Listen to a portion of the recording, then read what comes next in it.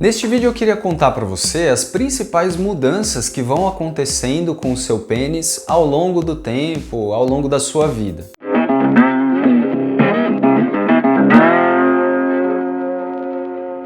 Olá, meu nome é Felipe Vasconcelos, eu sou médico, urologista e andrologista aqui do canal Testo Saúde Masculina. Seja muito bem-vindo aqui ao meu canal. Neste vídeo a gente vai falar sobre um assunto que poucos homens conhecem de fato sobre o seu próprio organismo, que é o desenvolvimento, o crescimento e como que se dá então essa dinâmica do pênis em relação ao nosso organismo, né? Então eu queria abordar com vocês desde lá da infância até a nossa velhice, vamos dizer assim, as mudanças, as principais mudanças que vão acontecer com o pênis. Então vamos começar lá desde a infância. O que acontece lá na infância? Na infância a gente vai ter um crescimento um pouco mais lentificado ali do pênis até chegar um momento da puberdade. Quando a gente chega na puberdade, existe ali alguns estímulos hormonais que vão fazer com que o pênis ele cresça de fato e atinja o seu potencial aí máximo, que depende, entre outras características, do potencial genético, ou seja, existe também uma participação genética no tamanho total do pênis. De uma forma geral, o crescimento do pênis ele vai se dar principalmente entre a fase dos 12 aos 18 anos de idade aproximadamente. Isso pode variar de pessoa para pessoa, mas seria aproximadamente até essa idade, ou seja, após essa idade, após os 18 anos, a gente não teria nenhum crescimento significativo do pênis. Então, esta fase ela vai se caracterizar muito mais pelo desenvolvimento do pênis. Algumas doenças podem acontecer de fato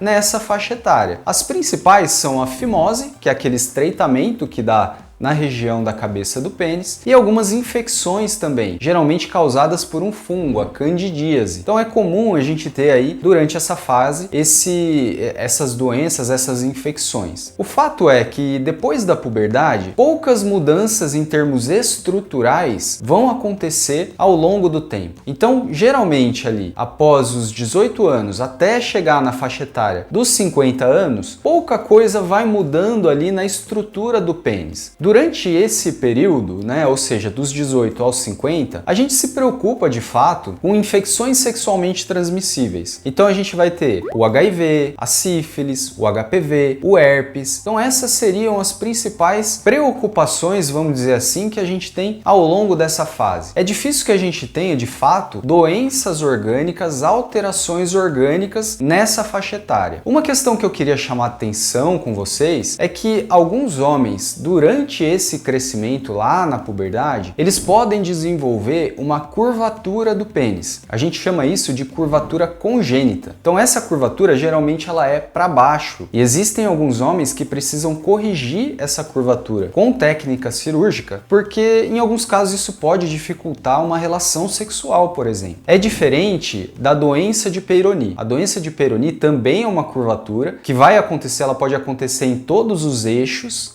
E geralmente ela vai acontecer ali por volta dos 40, 50, 60 anos de idade. São doenças diferentes, mas que podem provocar aí uma curvatura no pênis.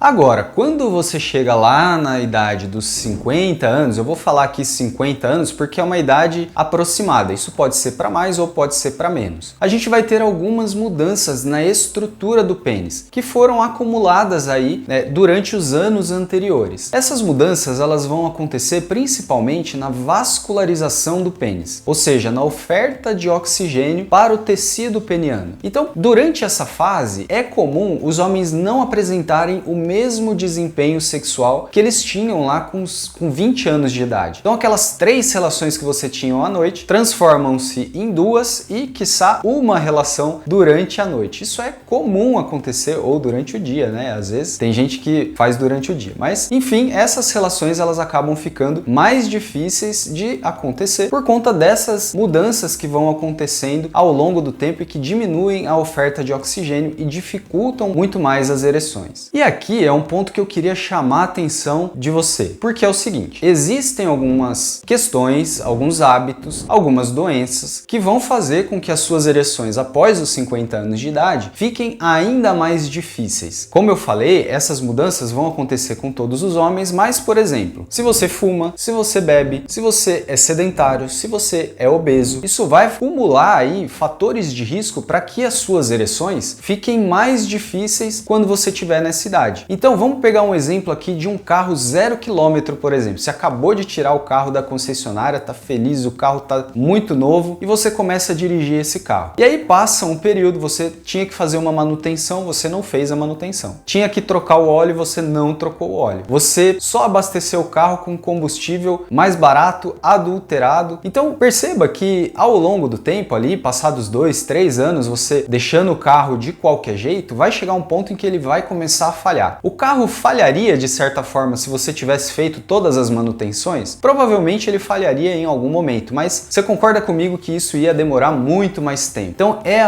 o mesmo raciocínio que eu queria trazer aqui para você com relação às ereções. Quando a gente passa da puberdade, na nossa adolescência, a puberdade, a gente vai adotando alguns hábitos que ao longo da nossa vida podem fazer com que as suas ereções fiquem pior quando você chegar lá com 50 anos de idade. Então é importante a gente tomar conhecimento disso para que lá na frente você não queira um tratamento, por exemplo, que faça milagre. Ou seja, isso não existe, não é? Então você vai querer tomar uma medicação, um comprimido ou fazer algum tratamento que às vezes custa muito mais caro, não é? Do que se você tivesse tomado medidas aí anteriores.